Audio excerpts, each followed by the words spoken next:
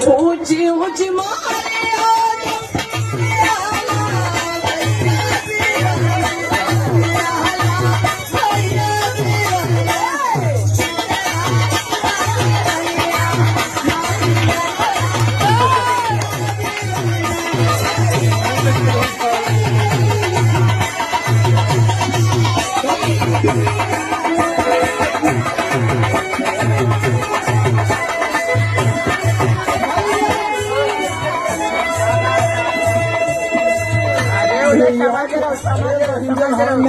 महाराष्ट्र सर्वात हे सुद्धा जास्त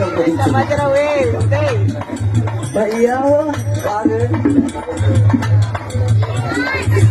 भैया कार्य हम ना जाए तो सर्वा का घर शादी हो जाए बहन को कुल तू न करे हो भैया अरे हम ना है कुल माई करे सिर्फ माई सारे को